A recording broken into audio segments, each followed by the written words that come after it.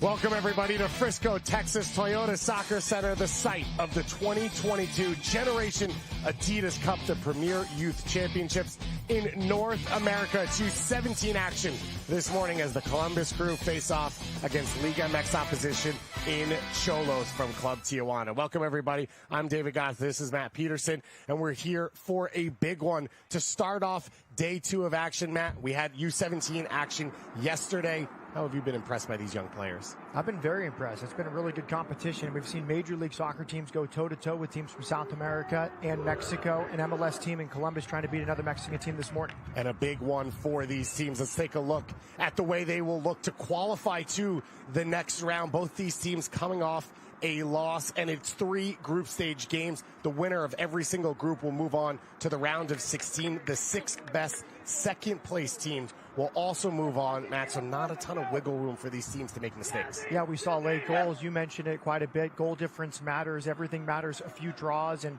penalty kick shootout victories for teams like LAFC. So a lot to play for still here as we're in day 3 of the tournament. Let's take a look at the standings so far in this Group B play. Columbus Crew, as I mentioned, with the loss 1-0 on day 1. Club Tijuana, a 2-0 loss to St. Louis SC in their first ever time at the Generation Adidas Cup. So you see the standings there. St. Louis and Dallas sitting on the top. But as we know in this tournament, things can change so quickly here. Let's take a look at the starting lineup for these two sides. Club Tijuana and Columbus Crew. And for this Columbus Crew side, a lot of young players. They're excited about that one. Josh Bartles up top. A ton of talent across this team. Jackson Lindemore, the left center back, one of the keys to this side. Caleb Borneo, a youth international, out on the wings. And as we said, Josh Bartles and Landon Hill will look to lead the attack up front. And on the flip side for Tijuana, an interesting mix for this group, obviously located right on the border in Tijuana. So a number of American and Mexican players in this starting lineup for this Tijuana team. One thing to note, number 292, Julio Ibarra, sitting on a yellow card. 3 yellow cards in this competition at any point will lead to a suspension. And now, Matt, we are in day 2 of this competition. 2 teams coming off a loss. How, as these coaching staffs, as these teams, do you refocus one day later to try and get what would be a big victory? I think we'll see aggressive from each side. I think neither team wants a draw. They want to go for the full 3 points. They want to come out early. The wind is a factor, as we've seen every day in this tournament. Maybe not quite as windy today, but I think we're going to see offensive tactics from both sides. This wind, as you said, we had 40 to 50 mile per hour gusts yesterday here at the Toyota Soccer Center. We expect something very similar here today, although it has started a little slower. The rain's starting to come down a little bit. But, Matt, here in Texas, it can be hot, and this is kind of perfect conditions to start out for this game. Oh, it is great weather right now for a Monday morning. 72 degrees. And for the first half, Columbus has the wind at its back. Columbus in their all white kits with the yellow shorts going left to right on your monitors. Club Tijuana going right to left on your monitors in their red kits with their black shorts as Columbus picks it up off a turnover, looking to attack quickly. Bartles breaks into the box, trying to pull it back, and he can't find a teammate. Josh Bartles getting the start up top alongside Landon Hill. I mentioned Caleb Borneo, the number 10 in this team as well. Taha Habrun, the player that this Columbus staff is very excited about for this tournament. And 30-minute halves at these games, 60-minute games in total. Matt, you look at, for this Columbus team, they had a penalty kick with 5 minutes to go yesterday to win the game. It was saved, and then Dallas got a penalty kick in the final minute to win it over Columbus. It just shows you in these short games how quickly this tournament can turn for sides. We've seen some great goalkeeping. We've seen plenty of penalty saves in the run of play and in the penalty shootouts. Some spectacular saves. Ball played down the line now. Hill chasing, and he's not able to catch up to that one. But as you expected, Matt, aggressive from Columbus right out of the gates. And I'll be interested. I had a chance to talk with a couple coaches yesterday about the wind and the corners. I'm surprised we haven't seen more short corners because I think teams in this instance, Columbus, if they get a corner, if they go long, you're kind of at the mercy of the wind. Some people think it's an advantage that the goalkeeper can't handle it. You saw a few near Olympicos on day one. I like to see a few more short corners, get the ball on the ground, get the defense displaced, get the ball moving a bit. So we'll see if the tactics change. The coaches told us yesterday that they might see some adjustments on set pieces after day one as they adjust to the wind. It seems like, especially in second halves, as teams figure it out, you talk about the wind, but then once you get out there and feel it, it seems to shift for so many teams. We've seen over the course of our 8 games, 6 games, a goal in the first 3 minutes of the second half. And I don't think that's much of a coincidence, as you mentioned, getting used to the conditions, getting used to the feel of how it affects the ball, how it affects those set pieces. And it'll be interesting to see how teams now adjust after getting a full game under their belt. We've got a ton of games going on around us. We've got games going on all day. We've got 4 broadcasts for you here on Twitch and on the MLS YouTube page, and a number of games going on both at the U17 and then this evening at the U15 level. So you can go to MLSsoccer.com to check the standings, check all the goal scores, all those stats. We'll keep you updated as well over the course of this day. It's day 2 of competition for the U17s, but it's day 3, the final group stage game for the U15s. So we will find out who is moving on to the next round at that stage, and we'll have the quarters, semis, and finals coming up for you at the U15 level as well. It's like a lot of soccer, man. What could be better? Yeah, both teams right now feeling each other out. I think for us as neutrals, as commentators, we want more urgency. It's a 60-minute game. We want to see both teams try to go for that opening goal, but I think the players and the coaching staffs are used to more of a 90-minute match and feeling each other out. It's kind of that feeling out period, the first 15 minutes of the game, and we'll see which side takes the initiative. Bruin and Borneo trying to link up in midfield. Now a chance to counter for Tijuana. Cholos pushing it wide. Opportunity to get forward here.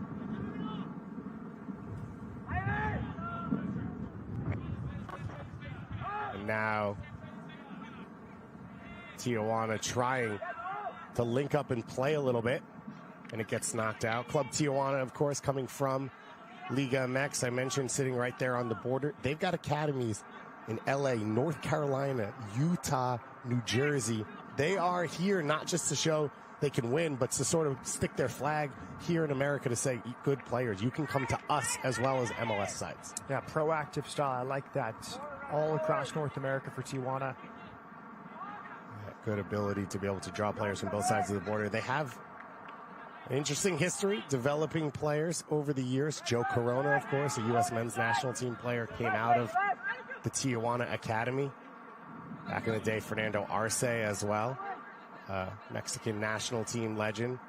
Their team hasn't been stocked full of academies players as often, but a couple starters right now in the first team. And these players are looking to be that next generation. Bruin turns upfield. And there'll be a throw in for his side. Maybe a free kick. And they've gone to MLS at opportune times. They bought Mauro Menounos from Houston Dynamo a couple years ago. We've seen Brandon Vasquez, who came out of the Tijuana Academy as well, doing so well in MLS now this year. Choppy game so far, David. I think the formations may be a factor in that. Columbus at a 4-3-3, Tijuana at a 4-4-2, so that classic 4-versus-3 in the midfield, but a lot of throw-ins, not much rhythm yet in this one. Borneo looking to get on the ball and change that a little. Already been in the group for MLS Next Pro. Columbus Crew 2 games. Yet to get his first appearance. We'll see a number of players today who are already playing in MLS Next Pro or have played in the USL. And Matt, that's a huge change from when we came here 4 or 5 years ago when it was all academy players. Now you've got guys with professional experience right on the line, training with the pro teams as well. And it's club by club in those decisions. Vancouver Whitecaps are down here. They have a very good team, but they're not taking any of their Vancouver Whitecaps 2 players with them. They're sticking with the 2005s and 2006s, trying to give them an opportunity. Other teams like Salt Lake are bringing more players down. Bruin charging it to the box. Opportunity here, and the opener. Taha Bruin. He's been active to start this game, and the number 10 puts his side ahead here in the 8th minute. Beautiful footwork Matt, after he picks up this pass, it's a lot of work to do for Taha Habrun, the young man, a Columbus, Ohio native. You love to see it for this young team, and here's the replay of the goal. Bad back pass, poor decision from Tijuana. He picked it up, he stayed on his feet, and he slots it in. Wonderfully done. This game needed a moment like that, an ill-advised back pass as the defensive midfielder there tried to play it back to a center back. And Columbus jumps in front. Poor decision-making that time from Julio. More pressure on here in the run of play. Columbus finding a little success with these turnovers. And Matt, we've seen already, you mentioned some great goals, but we have seen some great opportunities go missing as Borneo able to beat that first defender. Habrun there, still work to do. Rolls it back to the left foot and the clean finish. Pretty impressive from him. Beautifully done. We saw the back pass an issue for LAFC yesterday. They made the adjustment at halftime, stopped going back to their goalkeeper. I think that was a very poor decision from Julio, 292 for Tijuana. Crowded area, right in front of his box, trying to find a center back. Borneo knocks it in. Knocked down. Now Cholos chasing early on here. We mentioned Tijuana, a 2-0 loss to St. Louis SC in their opening game, and 2 losses could put you out of this. We did say 6 best second-place teams go through, so goals, goal difference, all of that will matter a whole lot as we move along, and that's kind of one of the fun things about this tournament is no game's ever out of it because every little minute matters, and with only 60 minutes to play, we've really seen the energy charge through most of these games. Habrun now with the confidence of the goal, skating between 4 defenders, and he draws a free kick in a dangerous area. He has great balance. He doesn't look like the strongest person physically, but he has great balance, maybe stronger than he looks, and that's the second time today he's ridden out challenge from Tijuana defenders. The first on the goal, that time he draws a foul. Borneo takes it quickly into a 50-50 hill now, trying to get some room, cleared away. Ramsey Ray picks it up at right back.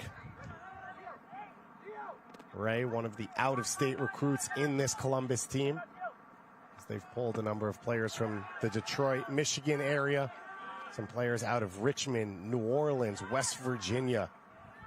Really starting to expand out, but as Habrun here shows, the heart of this team is still from Columbus. Dave, I love that decision from center back William King. All over the top, knocked out. He's facing his own goal, and as we saw with LAFC yesterday, the back pass is not on as much this weekend in Frisco. He kept it, moved to the sideline, found a teammate. You don't need to use your goalkeepers as much this weekend. LAFC changed the approach in the second half. A back pass is oftentimes a turnover with the wind here in Frisco.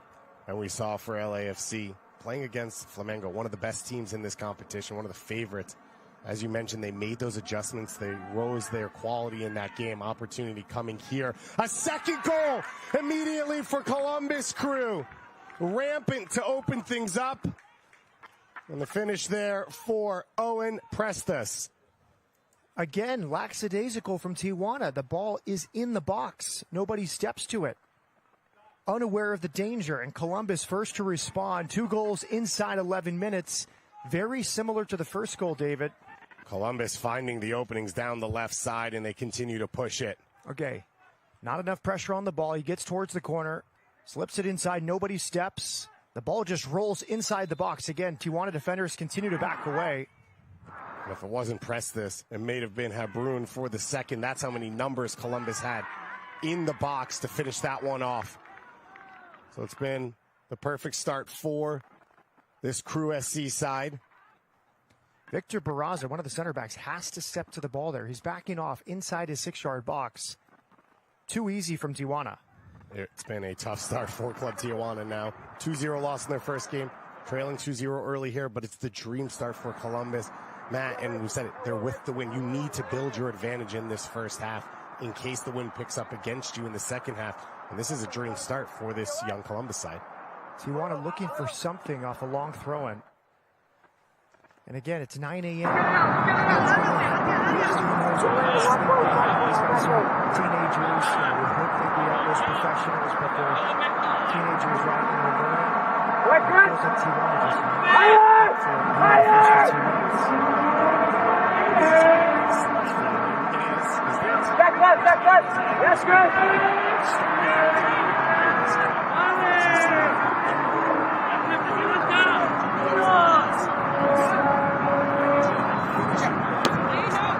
in 2003 professionally.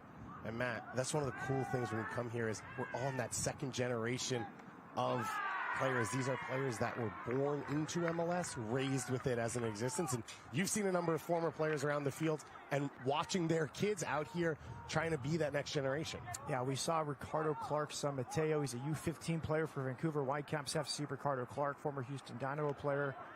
Spent some time with Columbus Crew. At the end of his career, he's now an assistant coach for the Whitecaps first team. But Mateo, a U15, plays midfielder or forward. A little different than his father. A little different. I assume the same grit, though. Corner kick played in. Knocked away at the near post, of course. This is the field where Jesus Ferreira, son of former MLS MVP David Ferreira, came up and now playing as a young designated player for FC Dallas, and how the game has changed so completely over the last few years. Like I said, you see players now. These players didn't know a time before robust academies, something like the Generation Adidas Cup existing, an ability to represent your local club from a youth level all the way through to being a homegrown. We will see a number of players on homegrown contracts here today as an opportunity coming once again. Put in for the third goal and the save made. Owen Prestes looking to double his goal tally in this one.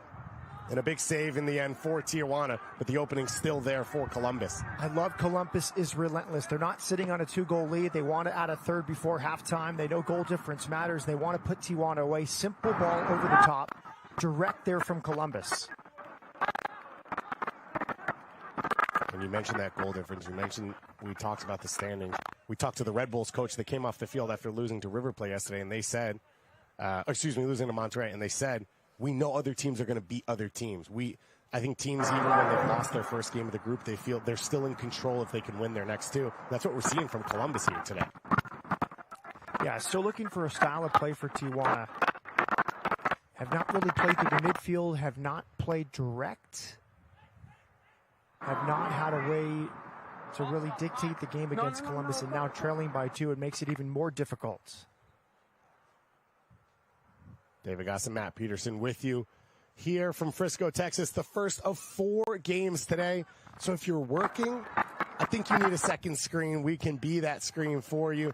We've got a ton of great games coming up. We've got the San Jose Earthquakes coming up in our next game. We've got RSL's U17s coming up later this afternoon, and the Vancouver Whitecaps U17s, all facing off against international competitions as this big cross goes over the head of Hill.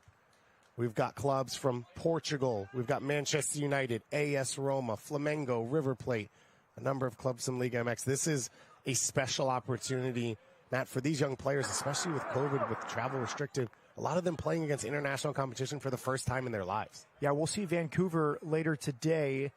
They're excited to be part of this competition. They've had so few games. They had just a few games at the U17 level in the fall. And then with the Omicron variant restricting travel and leading to further lockdowns in Canada, Vancouver got one game in a couple weeks ago against San Jose Earthquakes, but they're excited to be down here. We mentioned a group that's not including any of their Vancouver Whitecaps 2 players, the entire roster of 05 and 06 players. But I think Tijuana needs to think about going to the substitutes bench. The energy is not there. They're not getting pressure on the ball. It's been far too easy. I would think it's early. It's still the first half. I would like to shake it up, bring some energy off the bench. 7 substitutes allowed for these 2 coaching staffs. And as you said, not just early, second game in 24 hours. And you don't know how these players are going to react for Columbus. Almost a full second game for all these players. Very few rotations in their squad coming out of game 1 into this game. And so the expectation is 60 minutes. These young players should be able to push it, but as you said, that spark hasn't been there for Tijuana. It's just too easy for Columbus. Every throw-in, there's an open player. Columbus knocking it back now. I said those 7 subs. You're allowed to use 3 moments, but that's only for the second half. So in the first half, if you make a change, it does not affect your ability to make changes in those moments. In the second half, halftime does not count as a moment. Here we see Tijuana trying to high line. Very effective there. Good read of the situation from the back 4 for Tijuana. It went all the way back to the Columbus goalkeeper. They stepped their line. The direct ball over the top is easy to handle. Lapkus, the goalkeeper there, his first touch in a while, and you can hear the wind gusting through behind us. Lapkus, a unique profile. When you do a youth soccer game in North America, you don't expect to see Belarus, Minsk, as a hometown. That's where Lapkus originally from, now living, of course, in Ohio with his family. That ball knocked over the top. Lapkus out to take this one, and he does play it to a teammate. Well done from him, and now Columbus looking to break the other way. Ray's got space down the right wing. Better there from Tijuana. Pressure on the ball. Ray surrounded by red jerseys. He breaks out of it, though, finding his teammate Hill. King back out to Ray. The run of Hill down the line is open. He's got options in the box. Hill cuts it back. Knocks it back up top. Opportunity to create there for Liberia. And it's knocked away.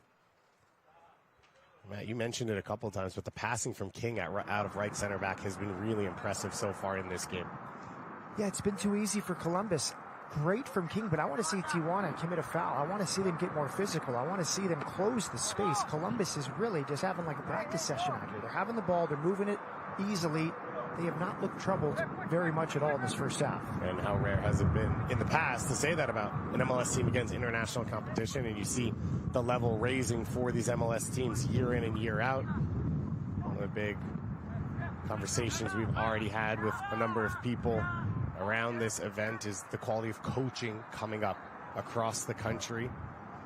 Different licenses and the ability to set their teams up, train their teams, help develop their players to be prepared for moments like this and for performances like this from Columbus to really put Tijuana on their heels to open this game up. The foul will go against Will King.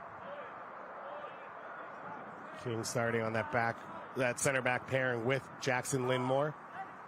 Lindmore, he's been with the Crew 2 group, has not appeared yet. Crew 2 having a game last night. He has trained with the professionals at that level. David, one thing that could be happening here with Tijuana is they're going into the win. Perhaps they said, let's keep it close. Let's not concede. Let's just manage the game and then bring the energy in the second half. Perhaps that's their philosophy. Ball played over the top here as Tijuana look to probe for that opening goal. But they've seen very risk-averse here in the first half going into the win, just trying to manage the game. And now we have an injury, it looks like. To the right center back for this Tijuana squad. So it looks like it's Alejandro Vega who goes down holding his head. So the trainer will come out, and that might force that early move for Tijuana here. But for the Columbus Crew, they love what they have seen so far. 10 minutes left in this first half. And you mentioned it, but I think you want to see them continue to keep the foot on the gas and push here. It's been excellent from Columbus. They've worked it side to side. They found the moments over the top. They found the moments where Tijuana's been far too lackadaisical, defending their own box. No one stepping to the ball. That's what led to both goals, but I've been very impressed with Columbus here in the first 21 minutes. And I think for both of us, Taha Habrun, the opening goal, but he has stood out as a player. Absolutely. Great balance, good agility, good feet, nice left-footed finish. And you mentioned with him, as we take a look at those finishes for the Columbus Crew, it's the second opportunity. Again, no one steps for Tijuana, but dispatched beautifully from Prestas. Yeah, you see the Tijuana defenders all arms up, asking questions of one another. You simply have to step to the ball. You have to realize the danger before it gets in the penalty area, but especially once that ball's inside the box, somebody needs to step, preferably more than one. And that's Caleb Borneo right there, young man out of Morgantown, West Virginia. He was the one who had his penalty kick saved in the dying minutes yesterday against FC Dallas. And we talked about this a lot, Matt, over the first 2 days of this competition, that an opportunity here is for players to show not that they can succeed immediately, but that they can respond to adversity and stress and rise to the occasion. And the way he's come back and played in this game shows he's let that miss go.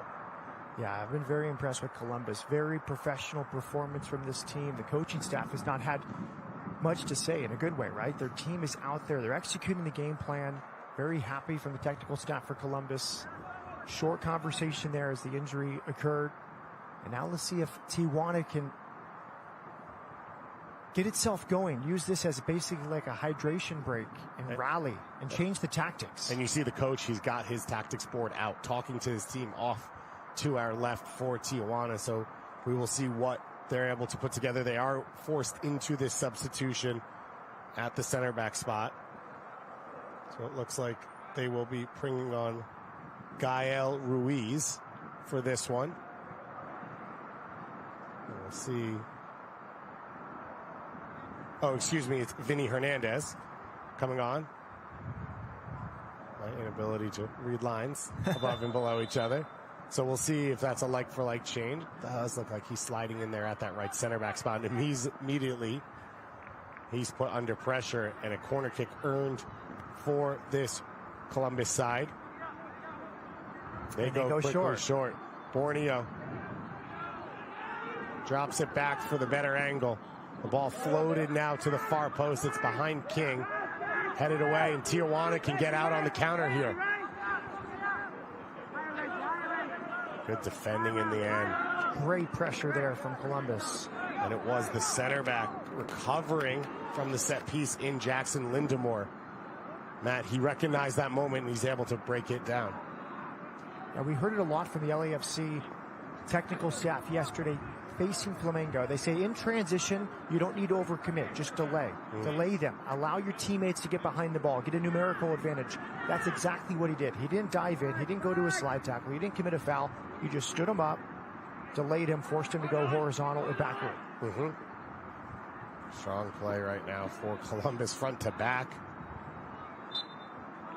See how they can maintain it. One of the big things we hear when we talk to people at competition like this age, consistency.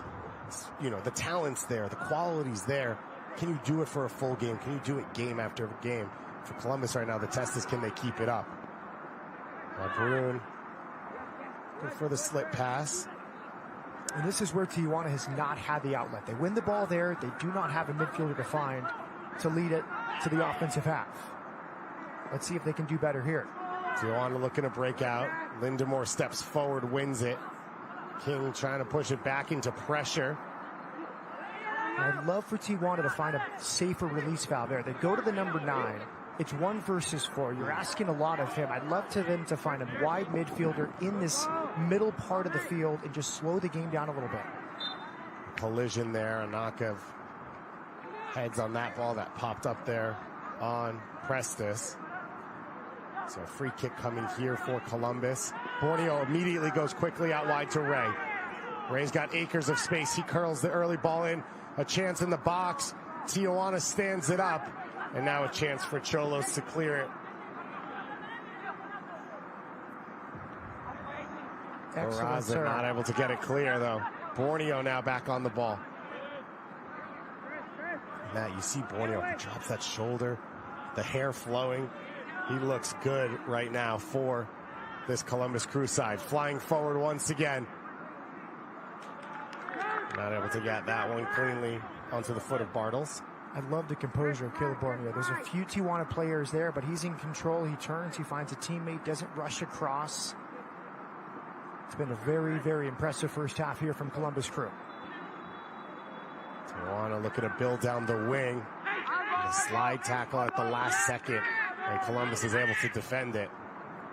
That'll be something that this Crew coaching staff will note on, and these players need to note on, right? One of the things every staff member has said is we don't want to tell the players everything. They need to figure it out on the field themselves, and right now, Crew players have done a good job. I had a great moment yesterday with Jonathan Rhodes, the Red Bulls U17 head coach, listening to his halftime team talk. It was awesome. He asked 3 or 4 questions of his team. Hey, we changed the tactics from a 2 number 6 to a 2 number 10, or from a 2 number 10 to a 2 number 6, a double pivot. Why do we do that? Waited for a player to respond. Player raised his hand, said they're playing too direct. He said, you're right. Went through a few more questions on why do we change the tactics. A learning moment at halftime in a game they're trailing 2-1. It was fascinating, and I think a great way to teach, a great way to coach your young team at halftime in an international competition. That is what this game is all about. These teams want to win this competition. They want to put their flag up and say we're one of the best. It's also an opportunity for these players to put themselves on a stage in front of technical directors, scouts, agents, everyone from around the soccer world. But as you said, the learning potential, the component for these young players is the biggest part of everything that is happening. These young players here, dying moments of this first half. You know, throw-ins, David, can be illustrative of kind of the tactics. I have not once seen Tijuana try to press Columbus to one side of the field off a throw-in. The throw-ins are far too easy. Columbus is throwing it in 5 yards, no pressure, nobody nearby. It's a moment to pin them in. They haven't taken advantage. Another dangerous turnover.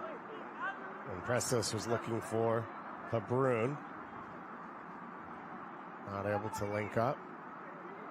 Tijuana step behind. Columbus coming out as the aggressor. Habrun breaking into the box again.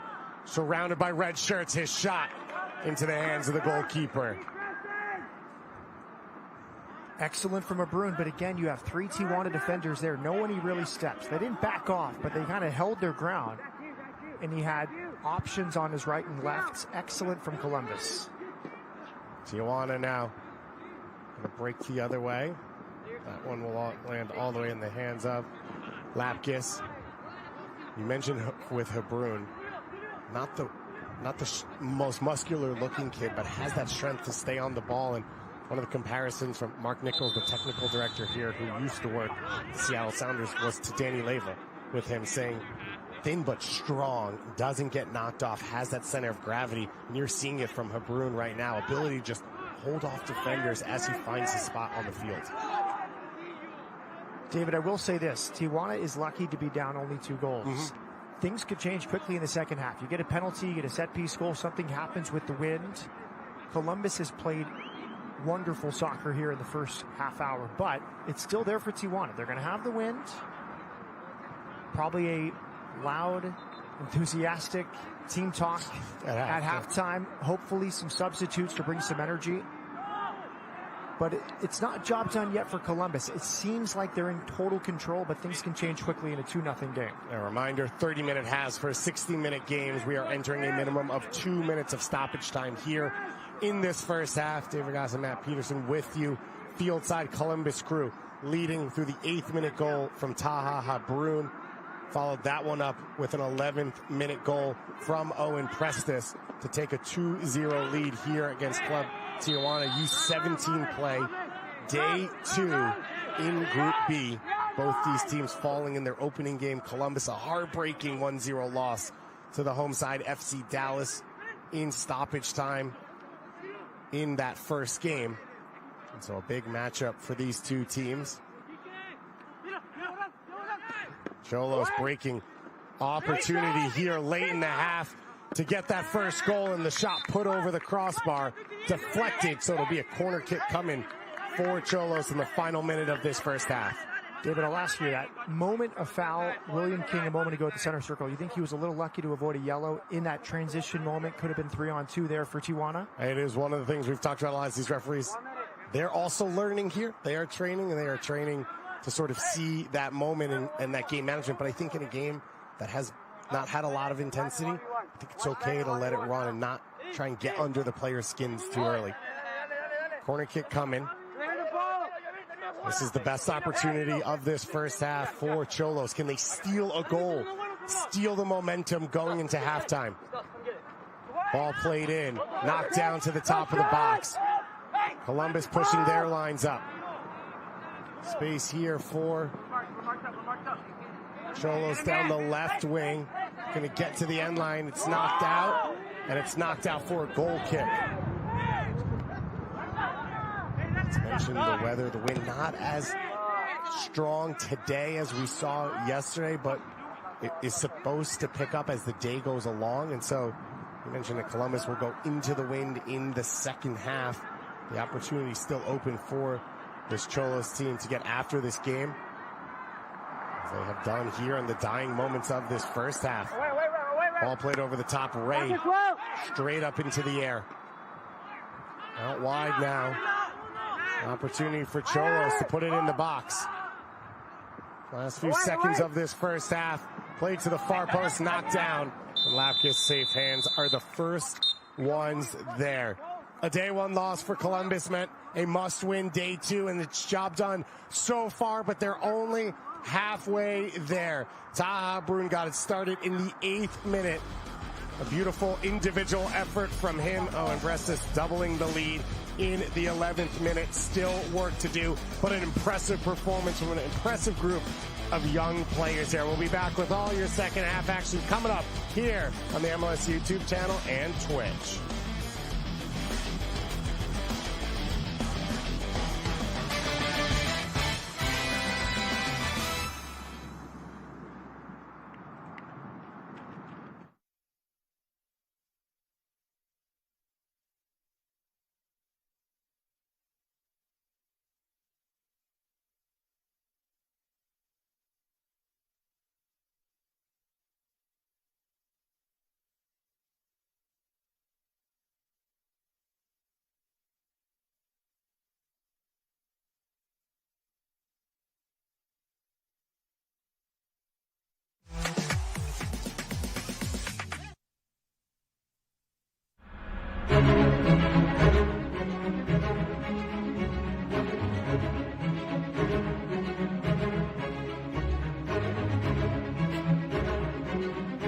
What the foreign country have done in 1 century, we did it in 10 years.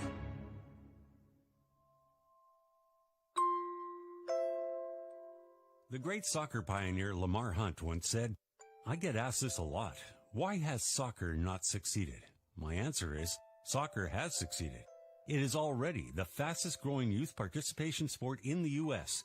It has already succeeded at the youth level, no question.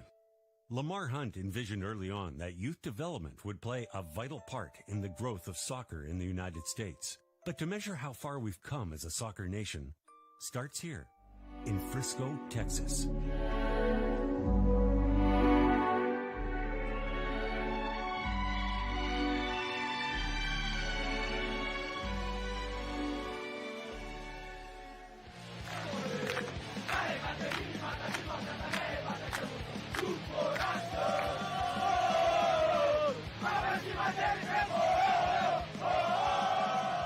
The Generation Adidas Cup brings Major League Soccer academies face-to-face against international powerhouses from all over the world. Since the introduction of this tournament, and in the last few years alone, the youth game has gone through a metamorphosis. But what is being done at the youth level to advance the game?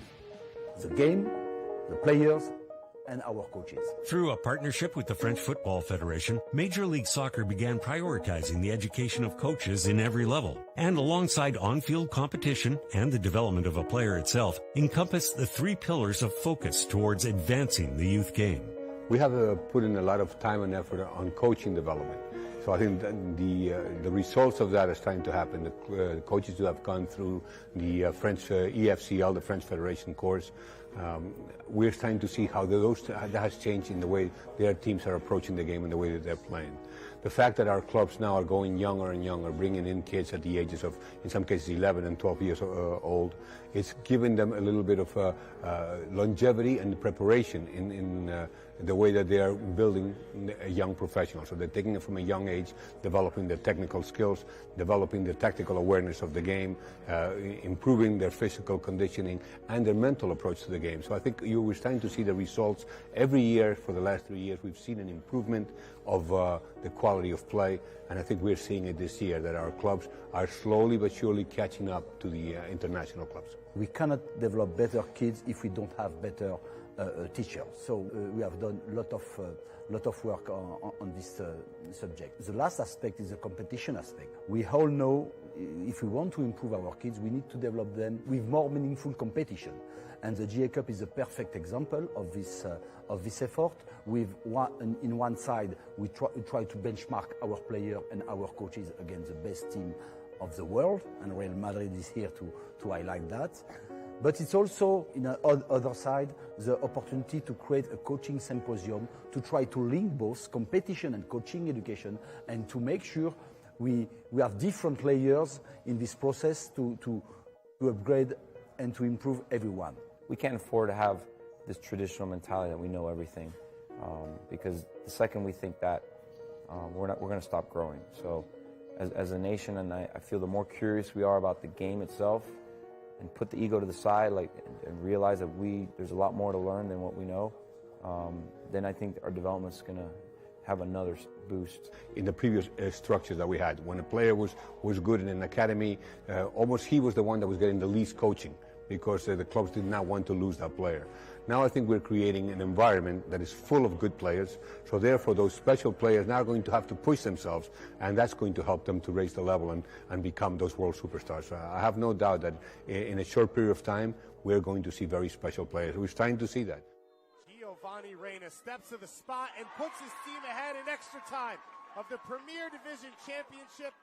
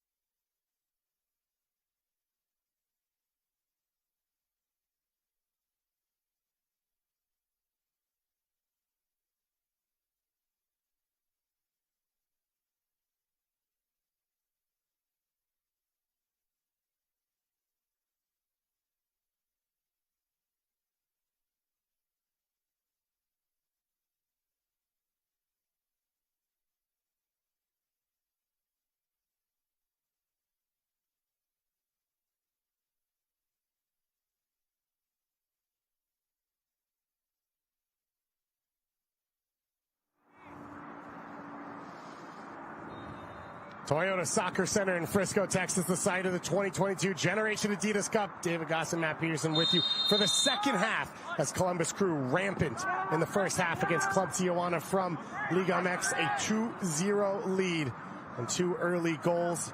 And Matt, we just saw one of the best performances we've seen from Columbus, just almost dominating every facet of the game in that first 30 minutes. Yeah, it was dominant, well-deserved, and really fun to hear the team talk at halftime. We're right behind the bench, the leaves dropping, and I love the way the coaching went down. It was similar to Jonathan Rhodes of the Red Bulls, a lot of questions from the coaching staff for his team. He asked them, what formation do they play? A player spoke up, 4-4-2. What was the variation of the 4-4-2? A player spoke up, it was a diamond. And then they got into the tactics of the diamond, how to play, patterns of play, how to break down that diamond. Very fascinating for us to watch. Yeah, absolutely. And the coaching staff, you know, he sort of said that 2-0 lead is dangerous. We have to continue, I think he said, to control the emotions of this game and sort of maintain what they did, as we've talked about in the first half. The wind going against them in this second half. Beautiful day here in Frisco, Texas, but winds between 20 and 40 miles per hour at different times as this long throw comes into the box. Will be a massive factor that's coming from behind the Tijuana goal into the face of the Columbus goal, as this crew has Seaside in their white kits and yellow shorts going right to left on your monitors.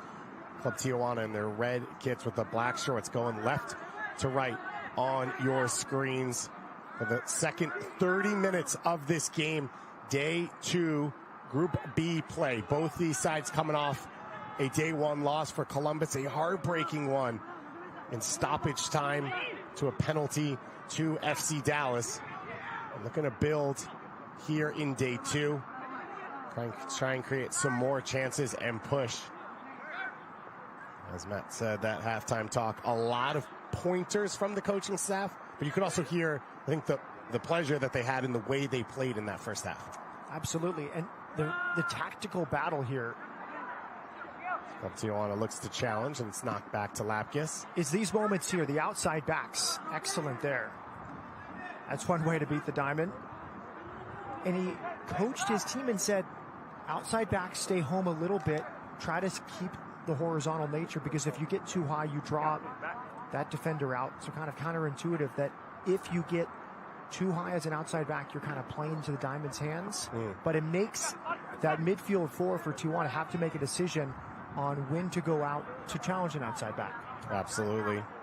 For this Columbus team, trying to take those tactical advantages. They had it in the first half for large stretches. Now trying to continue that here in this second half.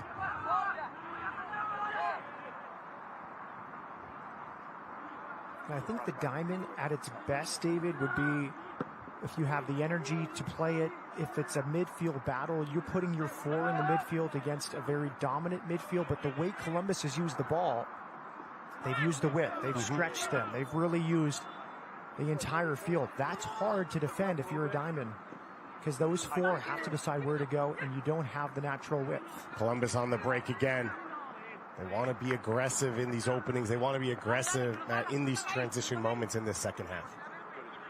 And you might consider, if you're Tijuana, going to a more conventional 4-4-2, not the diamond with two wide midfielders to handle the width that Columbus has exploited here this morning. One substitute in the first half due to injury for Club Tijuana. Columbus yet to make a change. 7 subs available to these coaching staffs. Now in the second half, they are allowed to do it in 3 moments. Tough there. Onto his chest, he had options to lay it off, tried to dribble out of it and lost possession. Borneo flying into the box. He gets nudged down. The referee says play on. Kevin Lewis, our center referee for this one. Corner kick coming. First of 4 games today. We've got the San Jose Earthquakes versus River Plate coming up at noon Eastern time at the U17 level. And then 2 MLS versus Liga MX games to close things out later this afternoon. Columbus steps up to this quarter kick. It'll be the in-swinger coming to the far post, headed up into the air. And now Tijuana able to clear the box, looking to break. And Columbus are able to slow it down. And there'll be a throw in here for Tijuana, but a dangerous moment there on the far post for Columbus.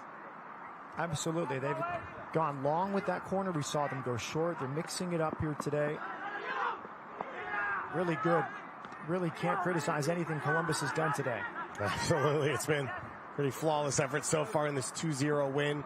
Tijuana fell 2-0 to St. Louis SC in their first game.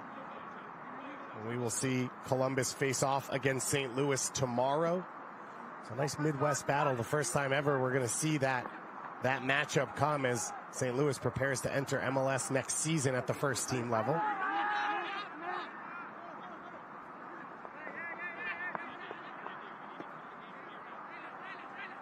This ball cycled around the back.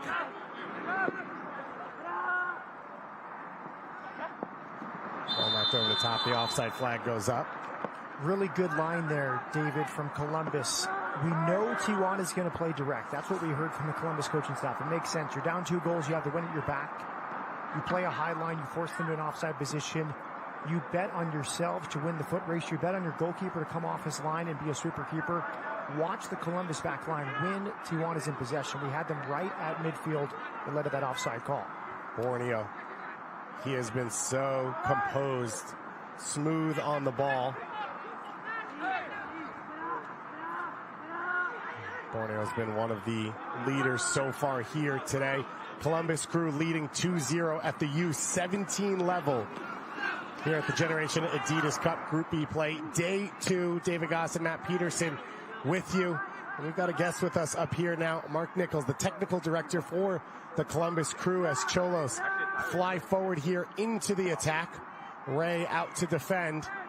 They're able to close it down along the end line. Push back out. Tijuana looking for that opening goal, played in, headed away by Columbus. Second opportunity coming, and it'll go over the end line. Mark Nichols coming in to join us here. Mark, let's start with this technical director of the Crew, not the academy, the whole club. What brings you here to this tournament? Why is it important for you to be here with these U17s and U15s? Well, obviously, the Columbus Crew is a club, and so therefore everybody's important, and naturally, just like everything else in MLS right now, the academy programs are critical importance to our future, to the overall health, I think, of the organization. We have a fantastic new facility where everything is integrated, so the most important thing right now is that we all are working together on the same page all the way through the club. Bruin with the cross into the box. Knocked down and knocked away. Very fascinating halftime talk. We're loving our positioning. We can kind of listen to the teams, and your head coach, very interesting, putting the responsibility on the players, asking them questions. He started out, what formation do they play? The player said 4-4-2. What was the variation? Another player said diamond. I love how he asked questions and made them think even at halftime. Well, as you know, if you're going to play at the highest level, you have to work things out quickly. And I think when we look at the attitude of our staff and the whole club in general, it really is an educational experience. Handing over the ownership to the players and getting their perspective is a very important part of it also. And I feel like, in this game in particular, there's definitely some tactical elements, but it's also a little bit about the mentality. Mm-hmm. And what I would say to that is I'd like to see us be a little bit more ruthless here now. We've got the 2-goal lead. I want 3 and 4. So hopefully he said something along those lines too. When you look at these young players, and you've been around the youth scene here in the U.S. now for a while, on the East Coast, then out west, of course, with the Seattle Sounders, and then back now in the Midwest with Columbus, how have you seen the development change? Where are these players at right now at this U17 compared to players 10, 15, 20 years ago? Yeah, I was thinking about that a little bit before the game, and thinking I'd be really disappointed today if we didn't beat Cholos. Whereas, 5 years ago, never mind 20, I think we'd have been thinking about how can we survive, can we steal a goal, can we get them to penalties, can we be competitive? And so I think it's been quite dramatic, the improvement and the sense of belief that we have now, especially with the Mexican clubs who used to pretty much handle MLS quite comfortably. I think that's flipped. I think you can probably see that this week so far, and certainly the last time we had this event a few years ago, you could really sense that, and I think that's very encouraging for all of us. A lot of excitement, a lot of energy. Talk to people a little bit about how far or what the process is for these players to get to the next level. We've got MLS Next Pro now, and then obviously the first team. What's the integration like for the crew? Well, it's a game changer now, the crew too. A number of these players have already been in that environment. One player here, Caleb Borneo, I believe, has made his debut. He's been an ever-present with Crew 2 in pre-season. And that the gap obviously between the academy level and the first team is pretty significant. And so now, in order to bridge that gap, we have an excellent environment with Crew 2. It's extremely integrated. The offices are all together. We communicate on a daily basis throughout the club the best plans for the players in order to develop them, push them, promote them, test them. And so that's when we talk about a club, it really is now throughout the whole organisation. The pathway is there, so it's up to us to maximise it. Oh, impressed this, and Caleb Borneo standing over, dangerous free kick here. Nichols asking for that ruthlessness. We'll see if we see it on this set piece. Borneo, you mentioned, already in with Crew 2, made his debut against Inter Miami for that MLS Next Pro side. Obviously, the inaugural season of MLS Next Pro. Prestis, the second goal of the game so far for this Crew side as they stand over this one. Borneo steps into it under the wall, but into the arms of the goalkeeper. Tijuana looking to clear things out quickly, and Ray cuts that one off. Bruin, a fantastic performance from him so far. Mark, before we let you go, it's not to ask, you are the technical director for the whole club. From the first team level right now, what's the feelings, the way the season has started, what Caleb Porter's group has looked like? The sense is that we're playing very well. We're getting in some very good areas, creating a lot of chances. The last couple of games haven't gone to plan in terms of the overall result, but in terms of the performance, they've been very good. And you have to think that if we've maintained that level of performance, that those results will come. So I think there's a lot of positivity around the club. I feel like we're in a good place throughout the club, and like I said, I think obviously at the first team level it's very much about can you get the results, but at the same time it's a long season. So I think if we maintain those performance levels, the results will come. Good place right now. The U15's leading their group here at Generation Adidas Cup. Right now, the U17's up 2-0. Mark Nichols, the technical director for the entire club, for the Columbus Crew. We appreciate you taking the time to join us, Mark. Thanks so much for joining us, and good luck the rest of the way. Thanks, guys. Appreciate it. Thank you.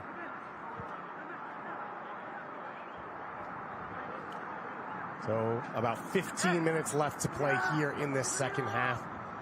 Matt, and for these young players, it's one of the things we talk about, but if you're up 4-5-0, Mark Nichols is sitting here, the technical director of the club. Every moment is an opportunity to show yourself. Lucci Gonzalez, the assistant coach for the U.S. men's national team, standing behind the boards off to the right for us. We've seen Kurt Analfo here from the New England Revolution. We've seen Corey Smith from the Colorado Rapids. This is an opportunity for these young players at each moment to show yourself to the biggest people in the game. Absolutely, and they're going to go to the bench here. Gabriel Cox is going to enter, and we've seen just a little bit of energy on the Columbus bench. Not complacent at 2-0. No disrespect to Tijuana, but I think goal difference is huge. We heard it at halftime. It may come down to a goal or two for a tiebreaker in a few days, so I think they cannot sit on this 2-0 lead. They need to start thinking about 3 or 4. And that looks like what the Crew will be doing. Those last directions coming as we've got a corner kick coming here. Last chance coming from that Borneo free kick. This one hit low on the ground. kicked up into the air. And Matt, you've been impressed with the variety of corner kick routines we've seen from Columbus in this one. Absolutely. Easier said than done. I wanted some more short corner kicks this week with the wind, especially on this side of the field, the one in which Tijuana is attacking.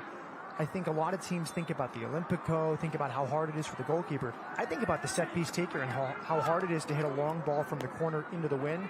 I like the idea to try a few short ones here and there just to mix it up and keep the defense thinking.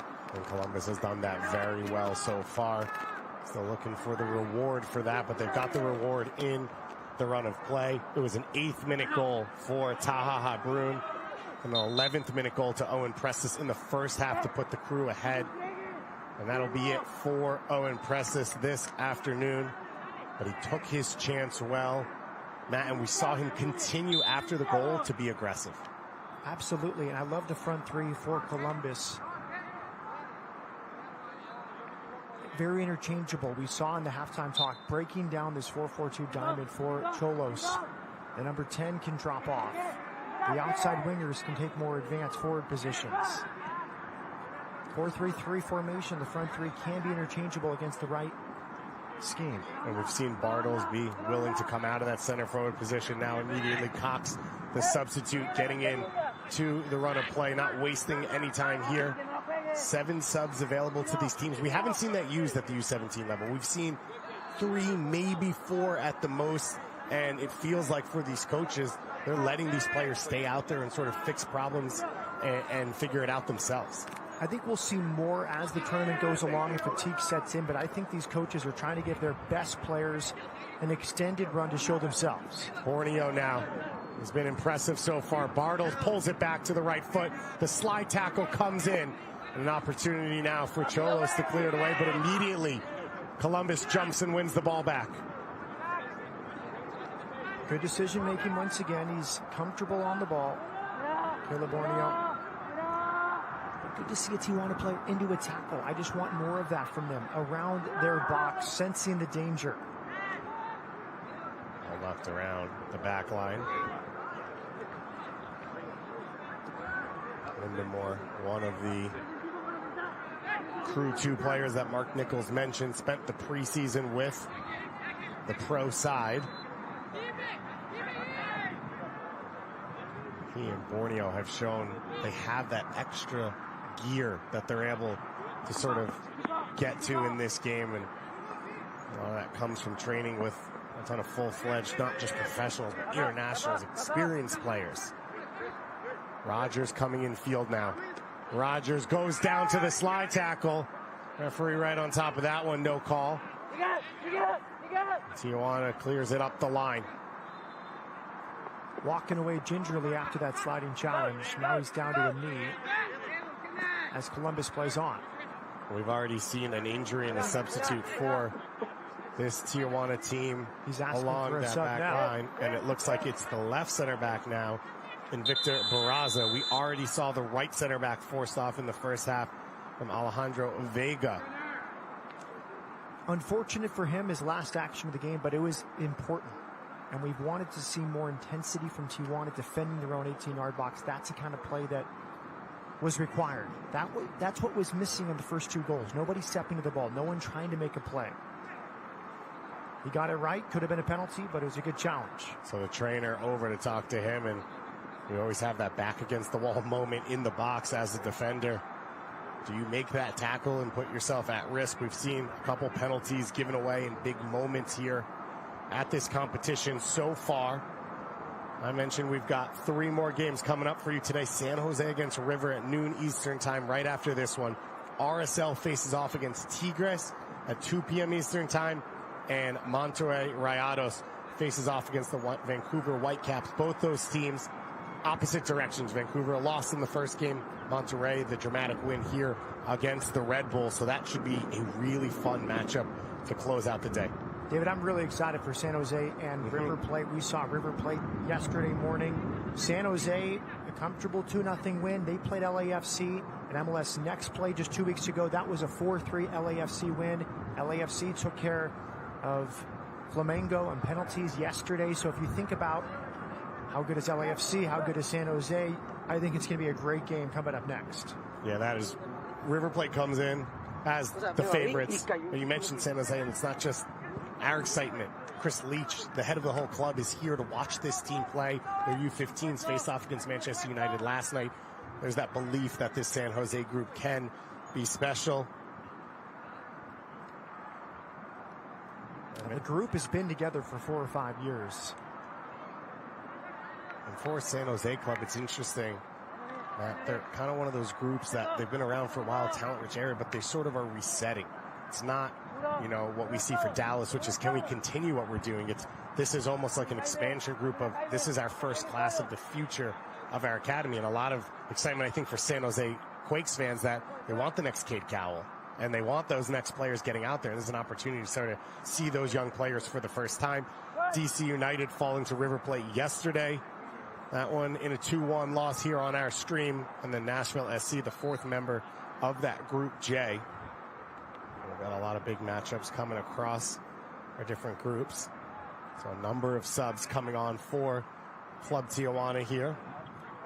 And Dan DeGeer is the head coach. He's been with San Jose for several years now. He's raised this group, the 05s and 06s. He's coached them going back to the U13 level, so a ton of familiarity. He's been an assistant with the U17 national team, several U17 national team players with San Jose. And we talk about the value of these teams. Investing in coaches, investing in facilities, as Mark Nichols said, bringing the first team and the academies closer and closer together, making the pathway more straightforward for these players. They don't want to make it simple. They still have to fight. They still have to get there. But creating that highway for a player to see the opportunity for them to get to that next level and the next thing to work for. Much better from Tijuana there. They move forward, line of confrontation around midfield, ball played through, they win it. They cannot keep possession, but better from Tijuana. And watch them coming out. Their back four is at midfield. They're pressing higher, down 2 goals with the wind at their backs. Gabriel Molina coming on at left center back for that injury. Well, this Tijuana back line, and we mentioned for Tijuana, they've got to press. They've got to go for a goal here. They already lost their first game 2-0. Also will leave openings for Columbus to maybe get that third. And Dave, it does look like they've shifted to a flat 4 in midfield. They had the diamond in the first half. It looks horizontal. Trying to spread out and cover those fullbacks for Columbus that have been a factor. Rogers on the left side, Ray on the right side. Now a set piece coming for Cholos. They will push all 10 field players up in front of the ball here, and Columbus will defend with all 11. Final 7 or so minutes of regular time play. Ball played over the top. Lapkus gets his hands to it and takes it under a challenge. Excellent delivery. Tijuana nearly a goal back there. Columbus kind of gambled with that high line. They did not track the runners. Poor set piece defending from Columbus. Columbus maybe getting off a little lucky there to maintain the 2-goal lead, but Ray trying to stretch down the right side to make it a 3-goal lead. And he can't link up with Bartles or Cox. Cholos immediately are going to throw it out. They don't have time to waste here. 30-minute half for a 60-minute game here in the group stage of the Generation Adidas Cup U17 action. For many of these players, it'll be the last step in their youth development. Dave, it's fascinating to watch Tijuana play. They look like they want to play the switch because it was on this right side. Typically, you're going to support that side of the field with your forward sliding over.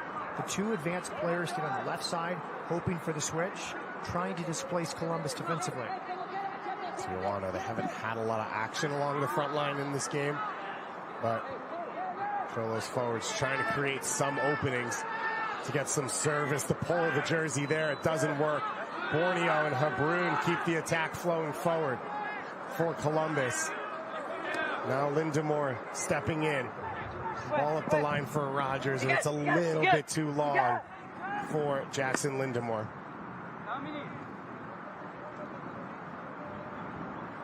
And now is the tough challenge in tournament play, David, for Columbus. You're up 2-0. You're thinking goal difference, you want a third. But if you take too much risk, if you want to get the goal back, you invite them back in. You have to be smart. Calculated risk, I think, is the name of the game here for Columbus. Columbus is preparing Another substitution here. It'll be Brent Adu-Gimafi who will come on. He started in the last game for Columbus. Some more talent to bring off the bench for them.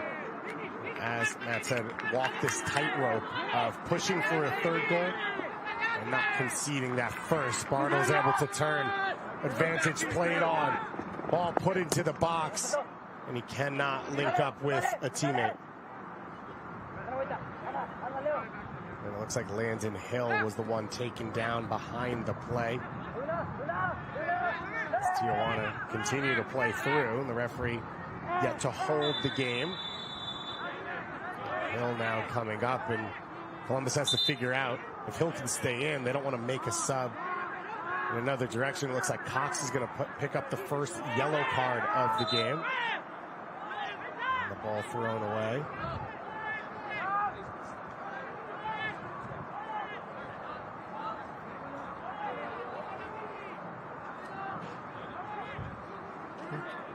Tactical foul there, maybe helping out a teammate who's down, wants to stop the game, stop a potential counterattack. And a second yellow was given on the sideline, maybe for not exiting in a timely fashion. Landon Hill now is down again, this time in front of the bench. So Hill's still down. Our head official, Kevin Lewis, will come over to talk to the coaching staffs. He's holding time on his watch, talking to the Cholos coaches. It's interesting, though. Hill is down on the field, but no trainer has been called over to help him. I believe they're just waiting to make the substitution here for Adu-Gimafi.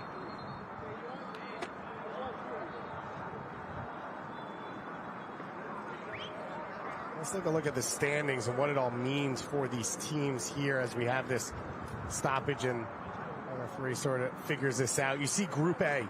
We saw LAFC and Flamengo tie yesterday at this tournament. A tie goes to penalty kicks. 1 point to the loser of that penalty kick, a normal tie, an additional point to the winner. So LAFC sitting right behind the Philadelphia Union, who knocked off Weston FC in game one. And then you see St. Louis and Dallas leading this group. St. Louis a 2-0 win over Tijuana, and St. Louis and Columbus playing the next game. So for the Crew, it's all to play for here. You've done your job. You lost that first game, but barely, just by the 1 goal. Now you beat Tijuana by the same score as St. Louis, and if you can knock off St. Louis, you're probably looking at least the top 2 spot. So for Columbus, so far, it's job done in this one, and you see for Tijuana why they have to be so frenetic here in these final few moments. Penn Central will be sitting on 0 points and a -4 goal differential going into the last game. Borneo up to Habrun down the left side. Borneo and Habrun trying to link up again, and the ball knocked away. Matt, when you see this Columbus team, we saw a number of teams yesterday. How do they stack up? Can this team maybe get out of the group and make some noise in this competition? I will compare them to MLS sides because it's probably the closest comp. I would say they're just below Austin and LAFC. I'd put Austin and LAFC, the best 2 teams I saw yesterday from MLS. I'd put this kind of in that next rung, but not too far from them. And it's hard to really rate them because maybe if Tijuana put up a better challenge, we'd see more from Columbus. They played a great game, but we saw LAFC and Austin against 2 very good teams put in really good performances. Yeah, it would be fun to watch them, especially against an Austin who like to dominate the ball, but Josh Wolf coming from the Greg Berhalter school, and then you've got Columbus. I think it would be really fun to watch those 2 teams match up and see maybe for Columbus, as you said, against a team giving you a tougher test. Could they be dangerous in transition against an Austin team when they turnovers, where it looks like this Columbus group has a lot of weapons? All knocked into the box here. It falls for Tijuana, and Cox is able to recover it for the Crew. 8th minute goal from Habrun. 11th minute goal from Owen Prestis. It's got Columbus up 2-0. You really can't say, Matt, that they've been troubled much defensively in this second half. It has been a wire-to-wire performance for this Crew SC side as we approach the final minute of regular time here. 60-minute games, as we've said. in this group stage. San Jose River Plate coming up at 12 p.m. Eastern time. Has the potential to be the best game of the day here on the MLS YouTube page and Twitch. You want to take a look at the standings as these games end. All of that will be updated on MLSsoccer.com. Some good pieces over there as well from Travis Clark about what we've seen so far and some interesting looks at youth development. We've got an interview coming up with Fred Lipka, the VP of Youth and Technical Development at MLS, on the MLS Today podcast feed. So you can search that on Spotify or any of your podcast apps. That one will be coming out in just a few minutes here on this Monday morning. We still have a week full of action. 4 games every day, all the way up to Friday when we move into the semi and quarterfinal stages, leading to the U17 final, 9:15 p.m. Eastern time on Sunday at Toyota Stadium down the street. Stanislav Lapkus, the goalkeeper for Columbus. Good work. Superkeeper's got to be off his line with Columbus playing its high line against this direct Tijuana side. We've got a minimum of 4 minutes of stoppage time after that long stoppage on this substitution. Columbus, they've got a finish line in sight now. Question is, can they get there? David Goss and Matt Peterson with you for this one. We've got Michael LaHood and Bobby Warshaw coming up in our broadcast as we go along the day. Guys who have been out there on the field, we've been close. We're in the vicinity. We can taste it. There are a lot of former high-level players here at this event. We've seen Bradley Wright Phillips, one of the former players working as a scout here for the league, sort of just keeping eyes on who are they impressed with. Some Chris Seitz, Justin Mapp, some guys who have done it at a really high level. They know what it takes for these kids to go from where they are to that next step. And so it's been really interesting watching them work. And of course, we've talked about it, first team staffs, academy directors, a ton of big dignitaries around the U.S. and Canadian soccer landscapes. Tyson Wall from Austin was on the broadcast yesterday. He talked about kind of building that academy from the ground up. Such a unique Columbus Crew player himself. And such a unique opportunity to build something from the ground up for them, and it's been exciting to watch. Of course, for the Columbus Group, Onstad leaving, heading over to Houston. We've seen some really good performances from Houston. The U15, U17 levels already here. Their 15s battling against Valencia last night in a late game. The big shot for Cholos, and that one goes wide. Really one of the first shots of the game for this Tijuana side. And that's it for Columbus. I think they'll be happy with their performance, but now they must take care of business. The margin is slim. You have to win your group or be a top 6 second-place finisher. One of 6 second-place teams with the most points. So if they don't win the next few games and it gets to a tiebreaker situation, they may wish they scored more today. Yeah, they'll move to +1 on goal differential, sitting on 3 points. And they'll be watching out for that St. Louis FC Dallas matchup. Hoping potentially for a tie. Now, reminder, tie then. One team will pick up 2 points. It does shift the way these groups go. Every team will play at least 5 games here at the GA Cup. So if you do get knocked out at the group stage, we will have rankings 1 through 40. So you will play the other 3rd best team, the other 4th best team as we move along. Break into the box, pushed out for a corner kick. Final seconds here. Columbus riding 2 early first half goals to this 2-0 lead. Looking to keep the clean sheet and hang on late against the Cholos. Really good defending there. Nothing rash, not conceding a penalty. Step for step, conceding a corner. See Cholos crowd the 6-yard box around the goalkeeper Lapkus. This ball played in, and it's over the heads of everyone and out the other end, and it leads to our final whistle. A end-to-end wire performance for Columbus Crew. Taha Habrun in the 8th minute.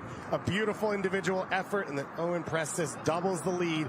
3 minutes later, and the Crew ride it out. Their first win of this competition. They move to a tie for first place in their group, and they all have it all to play for as we move along. We've got 3 more games coming up. Stick here for MLS versus Liga MX action and MLS versus Argentine action coming up all day from the Generation Adidas Cup.